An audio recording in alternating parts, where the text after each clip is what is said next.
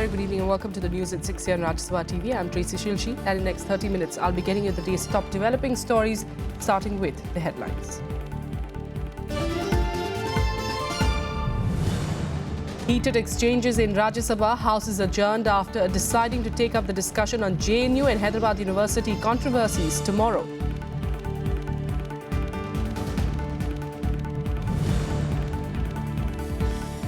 The Lok Sabha too takes up the discussion on the suicide of Dalit student Rohit Vemula and the anti-national controversy in JNU campus.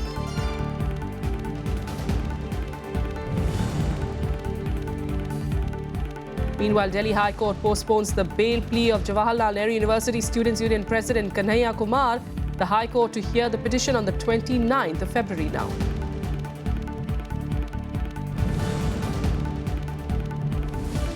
Curfew is lifted partially in Haryana. Congress asked the centre and state governments to compensate for the losses left in the wake of the quota protests.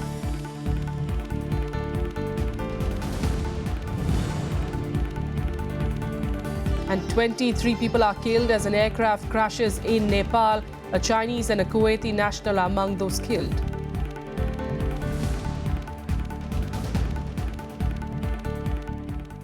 Our top story: on the first day of the budget session, the upper house witnessed a lot of slogan shouting and heated exchanges between members of the Treasury and opposition benches on the issue of Dalit scholar Rohit Vemula's suicide.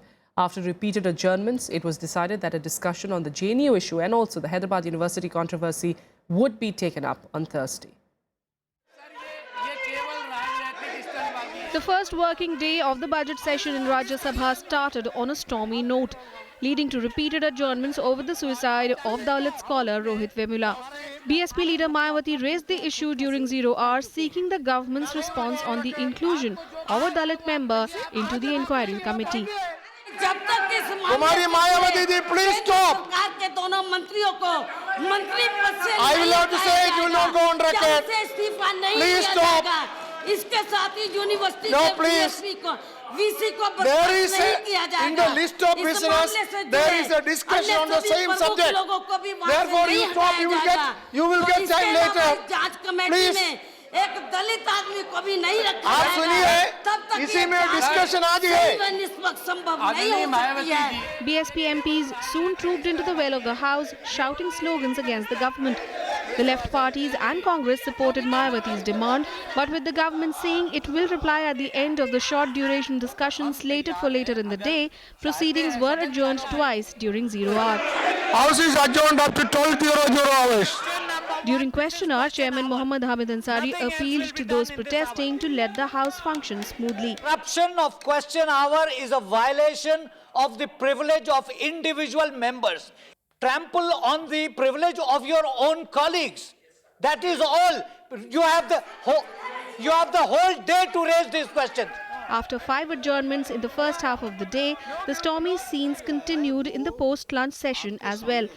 With BSP members shouting slogans in the well, Mayawati sought a separate discussion on Rohit Vemula's suicide. We fully support the sentiments she has raised, and we are fully with them on the question of a Dalit issue as far as Hyderabad Central University is concerned. Mayawati ji ने जो मुद्दा उठाया है,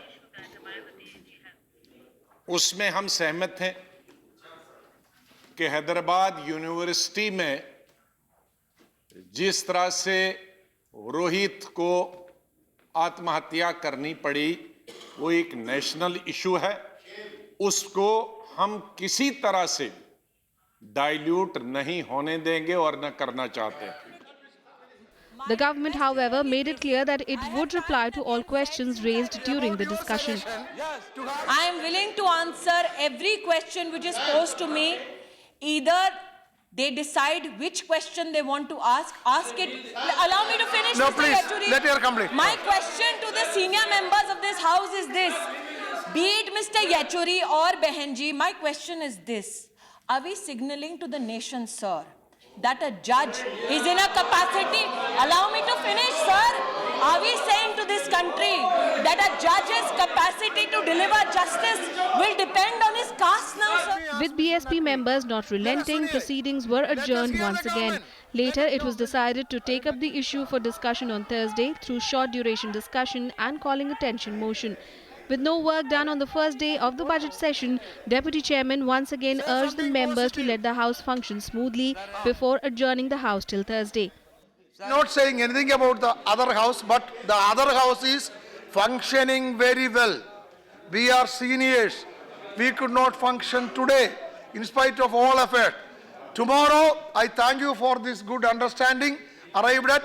I hope, I believe and I pray that tomorrow the House will function smoothly. House is adjourned till 11 a.m. on Thursday, the 25th February. Vishal Daya's report for Rajya Sabha TV.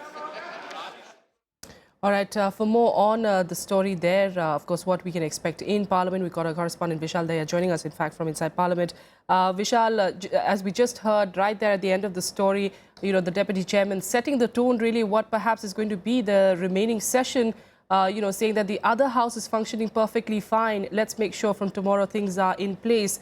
Is that what we can expect from tomorrow with the discussions, of course, on Hyderabad University, the issue there, and also the JNU controversy? Well, Tracy, going by the kind of, agreement which has been reached within the House between the Treasury benches and the opposition, it seems that the upper house should function smoothly. But then this was exactly what was expected today as well, with the very fact that one of the major issues which the opposition wanted to have a discussion on, wanted to pose questions to the government on, was slated for discussion, for a short duration discussion today itself at, at 2 p.m. in the post-lunch session. That is the issue related to the controversy in JNU, as well as the controversy surrounding a PhD scholar's suicide in the Hyderabad Central University. But things did not go as planned today. As we saw since morning, there were repeated disruptions. Almost more than half a dozen disruptions, adjournments rather, happened through the course of the day, out of which 5 took place in the first half of the day itself. Now, there were repeated appeals from the chair, specifically from the deputy chairman as well as the chairman of the House during the question hour as well. But then the BSP members who were there present in the well, and it was only BSP members who were, who trooped into the well and shouted slogans against the government.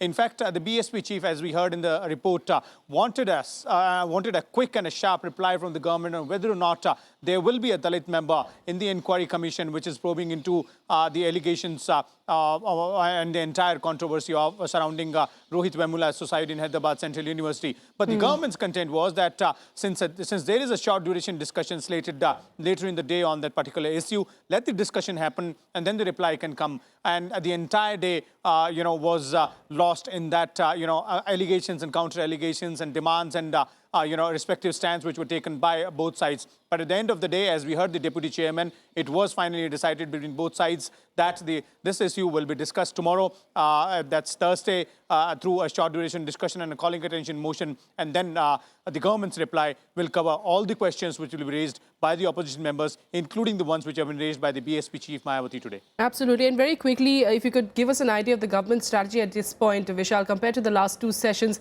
we do see an openness, a willingness to discuss things right on the spot instead of waiting till the last days of the session. That's what the government is aiming for. Let's just discuss things and let's move ahead along.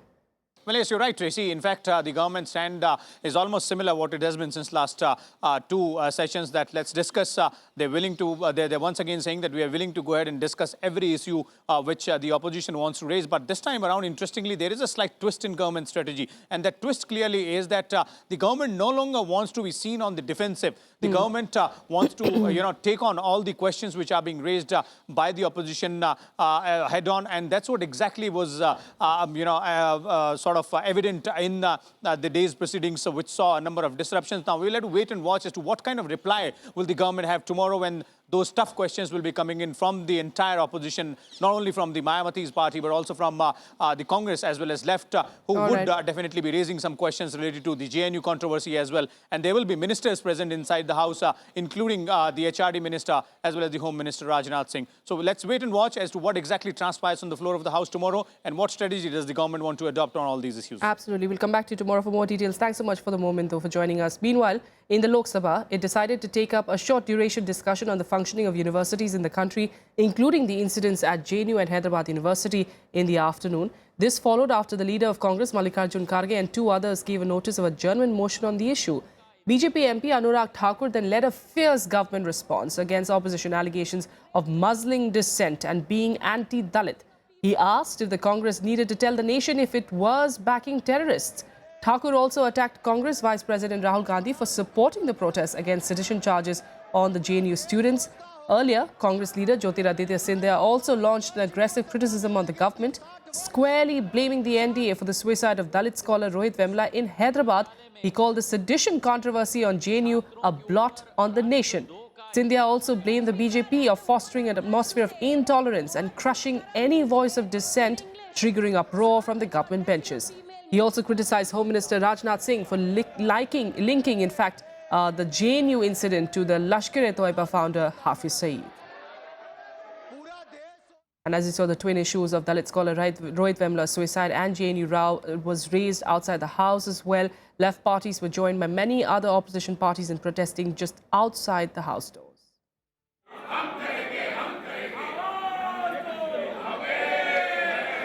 MPs of the left parties protesting against what they call are the government's anti-Dalit policies. They accuse the government of enforcing the agenda of the RSS on the citizens of the country. It has now been proved that all the so-called evidence they have given is all fabricated evidence. And on the basis of such fabrications, this government, this BJP government is attempting to divert the attention of the people away from all the hard-pressed problems that they are facing, including growing galloping economic burdens on them. MPs belonging to RJD, JDU and NCP also joined their colleagues from the left parties. JDU chief Sharad Yadav said it was the first time since independence that the issue of nationalism had become centre stage. He also accused the BJP-led government of trying to gloss over the promises it made before the elections.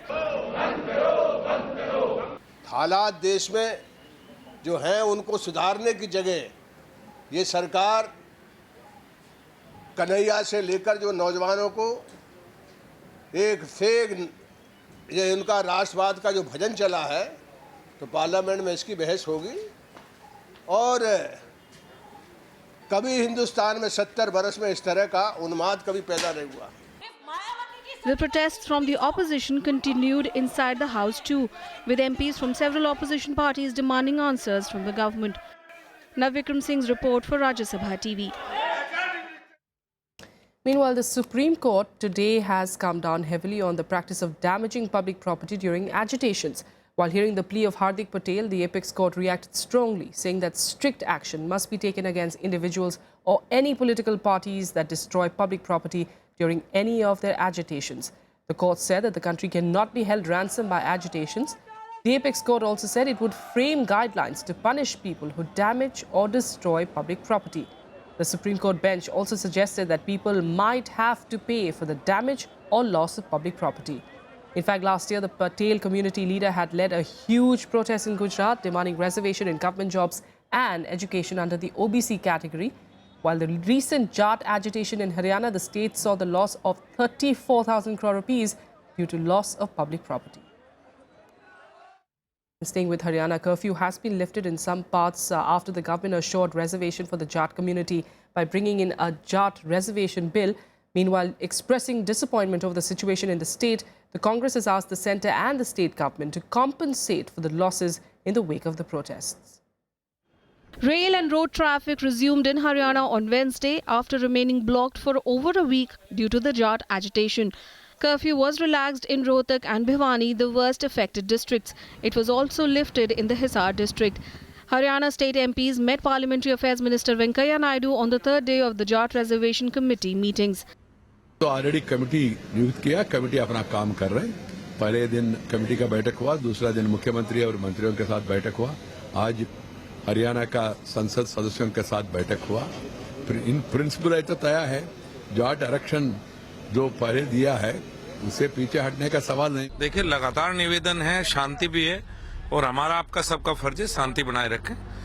जो बातें लोगों से जो वायदे हुए थे उन्हें पूरा करने के लिए सरकार लगातार 3 दिन हो गया आप देख रहे हैं, लगातार मीटिंग कर रहे हैं, लगातार बातचीत कर रहे हैं. हम उस दिशा में आगे बढ़ रहे हैं. सबका हित इसी में है कि शांति बनी रहे. Earlier, the Haryana police booked former Chief Minister and Congress leader Bhupinder Singh Huda's close aide Virinder over an audio clip of his conversation in which he allegedly incited violence during the Jat quota agitation.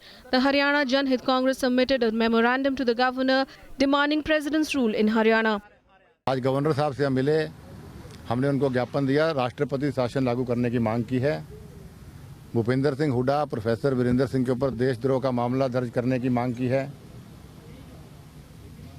और CBI inquiry की मांग की है कि भाई INLD का कितना role इसके अंदर है और किसी तय तक जाए सीबीआई इन्वेस्टिगेशन की हमने मांग की है। Haryana Chief Minister Manohar Lal Khattar on Tuesday said Jats will be given reservations separately from the 27% quota meant for other backward classes in the state. Khattar also announced compensation of 10 lakh rupees to the 19 people killed during the agitation. Bureau Report, Rajya Sabha TV. In other news, the Delhi High Court has deferred the bail plea of Jawaharlal Nehru University Students' Union President Kanhaiya Kumars, who is under arrest on sedition charges. The High Court will now hear his bail plea on the 29th of February.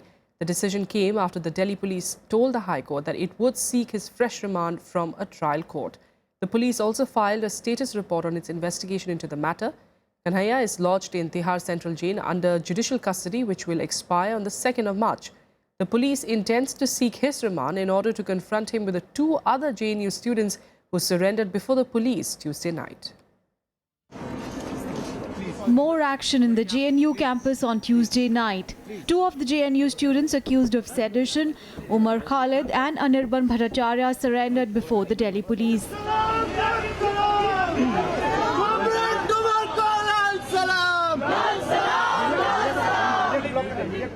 This came hours after the Delhi High Court refused to give them any protection from arrest. The 2 had contended that there was a threat to their life and had asked for permission to surrender before the High Court in a safe passage from the JNU campus to the court premises. They have been accused of organizing an event on 9th of February to mark the anniversary of the hanging of terrorist Afzal Guru, during which anti-India slogans were raised. 3 other students wanted by the police, Anant Prakash Narayan, Ashutosh Kumar and Ram Naga, said they would not surrender. Admin block से group 4 की Sumo गाड़ी में जिसपे की yellow colour के level लगे हुए थे, उसमें उमर खालिद को और अरविंद को लेके वो आए हैं। अभी मेरे ख्याल से भी थाने के अंदर ही हैं। Earlier, the court had also agreed to urgently hear a plea which sought direction to JNU to allow Delhi police to enter its premises to arrest the 5 students. The JNU Vice-Chancellor had refused to give permission to Delhi police to enter the university campus on Monday. Bureau Report, Rajya Sabha TV. Thousands of Akhil Bharatiya Vidyarthi Parishad or ABVP students today held a protest march from New Delhi's Ramlila ground to Jantar Mantar on the JNU controversy. The protest was in response to the solidarity march that JNU teachers and students took out on Tuesday to support the arrested student leaders, demanding their release. The High Court is hearing the bail petition of JNU Students' Union President Kanhaiya Kumars, who was arrested on sedition charges early this month. The ABVP members demanded strict action against those who shouted anti-India slogans. They also alleged that the 5 students who evaded arrest were sheltered by professors in the JNU campus. They have sought an inquiry into the matter. चंद लोगों ने ही पूरे JNU में ऐसा भारत विरोधी नारे लगाए हैं, लेकिन अभी भी अधिकांशतः जेएनयू की जनता राष्ट्रवादी है और पूरे जेएनयू को ऐसे जनरलाइज न किया जाए कि वहाँ पे सभी लोग एंटी नेशनल हैं। और मैं पूरे देशवासियों से ये निवेदन करना चाहता हूँ कि पूरे हमारे जो जेएनयू है वो एक अच्छा है और हम इसे और अच्छा बनाएंगे। And here's a roundup of some more national news updates in Nationwide. The Supreme Court today sought the response of the Maharashtra police on some contentious conditions put by it for according licenses to dance bars. Maharashtra police has put conditions that dance bar owners will have to cover and segregate the bar area from the dance performance area. Bar owners have also been ordered to provide CCTV footage of their bars to the area police. The ruling Congress in Karnataka has emerged the most successful party in the Taluk and Zilla Panchayat elections. Congress won 498 out of the total 1,083 Zilla Panchayat seats and 1,705 out of the 3,884 in the Taluk Panchayat seats. Congress is likely to have a hold on the 10 Zilla Panchayats, BJP in 7 and JDS in 2, while there was a hung verdict in 11 districts. Tamil Nadu Chief Minister J. Jayalalitha turned 68 today. Party workers across the state celebrated her birthday by distributing welfare measures and offering special prayers. The popular Amma canteens distributed free food to people. A massive sapling plantation drive is also to be taken up in almost 7,000 temples across the state.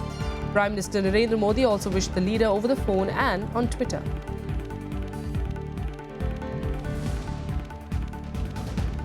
International news, and 23 people were killed on Wednesday as a twin otter aircraft crashed into a forest in central Nepal. The wreckage of the aircraft belonging to Tara Air was discovered this afternoon. The burnt-out wreckage was found in the western district of Myagdi and bodies could be seen scattered around it. The 23 people on board include 18 Nepalese citizens, including 2 children, and 2 foreigners, apart from 3 crew members. One of the foreigners has been confirmed to be a Chinese and another a Kuwaiti national. The aircraft went missing minutes after it took off from Pokhara Airport and caught fire after it crashed. The cause of the accident has not been determined yet. And now let's get you some more international news updates in Global Buzz. In Fiji, the death toll from Cyclone Winston jumped to 42. The government and international aid agencies started relief work in remote islands and coastal villages. Thousands are still sheltering in evacuation centers, their homes destroyed by winds or flooded by the storm.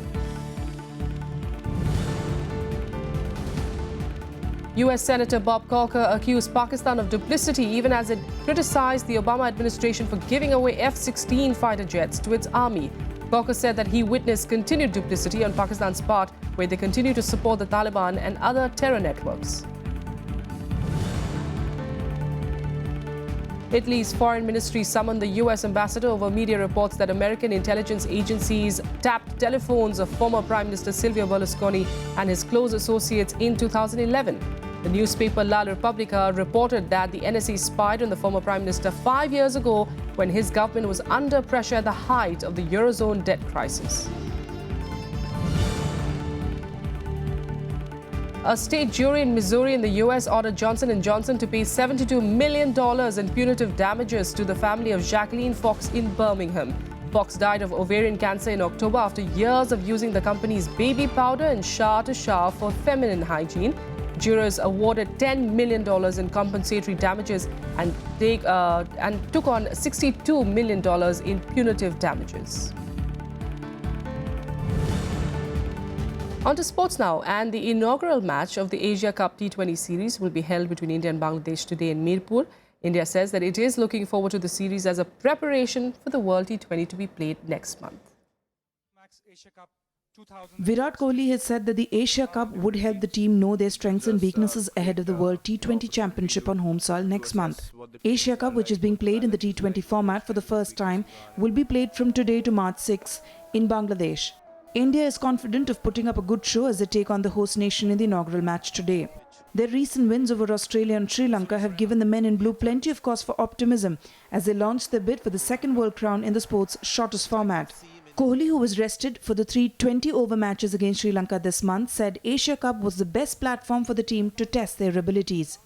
As many teams as we play before the World Cup, different teams, it gives us a great opportunity to assess what the teams are like, what the balance is like, what their strengths and weaknesses are, and where do we stand against them and how the matches have been played. So, it's a great opportunity, I guess, if we see it as a whole package before the World Cup. India has suffered a setback as limited over skipper Mahendra Singh Dhoni suffered a muscle spasm during training on Monday. It was not confirmed if Dhoni will play against Bangladesh, but Parthiv Patel has been called as his backup. The host team Bangladesh also struggled to perform well in the T20 format, and the tournament will help them realize their potential. Bangladesh's cricket captain Mashrafe Mortaza said his team was well prepared to face the Indian team, currently ranked number 1 in the T20 format. Well, I mean, not only T20, in every format, Indian batting order has always been challenged any teams. So yes, we have that challenge, and as I said before, that we have to bowl very confidently. I mean, no fear. We have to play with some sort of freedom. Then then let's see what happened in the ground. Champions in the inaugural edition of the World T20 in 2007, India blanked hosts Australia 3-0 at the start of the year before returning home to rally for a 2-1 win over Sri Lanka. Following the Asia Cup, the team will return home for the World T20, which will be played across 7 cities. India have been pooled alongside Australia, New Zealand, Pakistan and a yet-to-be-decided qualifier in Group 2 of the Super 10 stage of the March 8 to April 3 tournament. They opened their campaign against New Zealand in Nagpur on March 15. Bureau Report, Rajya Sabha TV. Now, 2 days ahead of the FIFA presidential election, the Executive Committee met in Zurich on Wednesday. With the organization embroiled in corruption scandals, creation of a special advisory board to promote reform was on top of the agenda.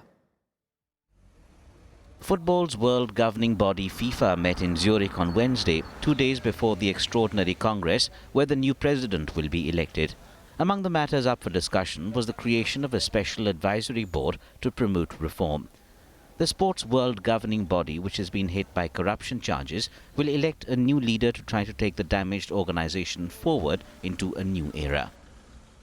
Not only you need the reforms, but you need to implement the reforms as well. So I was a member of the reform committee in FIFA, and I was part of those who proposed these reforms. I think everyone acknowledged they are quite groundbreaking. There are 5 candidates for the post of president: Sheikh Salman bin Ibrahim Al Khalifa, Prince Ali bin Al Hussein, Gianni Infantino, Tokyo Sexwale and Jerome Champagne. The petition of a resident of the UK shows that in August 2009, Sheikh Salman, then Bahrain Football Association (Bahrain FA) president, was accused of using FIFA-financed sports development budgets to fund his unsuccessful campaign for the FIFA Executive Committee election. FIFA has been making global headlines since last May, when authorities arrested its officials and some others on corruption charges. Friday's election seeks to choose a successor for Sepp Blatter, who has been banned for 8 years on corruption allegations. Bureau Report, Rajya Sabha Television. And now let's give you some more sports updates in Sportsbeat. Indian tennis star Sania Mirza and her Swiss partner Martina Hingis extended their unbeaten streak to 41 matches after entering the quarterfinals of the Qatar Open. The world number 1 pair survived a scare before pulling off a 3-set 6-4, 4-6, 10-4 win over a Chinese pair. Third-seeded Marin Cilic bowed out of the Mexican Open to qualify Ryan Harrison. The 2014 US Open winner was beaten 6-3, 3-6, 6-2 in the first round by the American, who won 83% of the points from his first serve. However, there was no other upsets, with David Ferrer and Grigor Dimitrov both advancing to the second round. Lionel Messi's double strike put Barcelona on course for the quarterfinals of the Champions League with a 2-0 victory over English side Arsenal. The defending champions are now unbeaten in 33 games in all competitions, a streak that includes 14 wins from their last 15 games. Australia defeated New Zealand by 7 wickets in the second test to sweep the bilateral series 2-0. Captain Stephen Smith and Joe Burns hit 50s on the final day as Australia achieved the target of 201 set by the hosts. With the win, Australia has replaced India at the top of the ICC Test rankings. That's it for the moment. Thanks so much for joining us.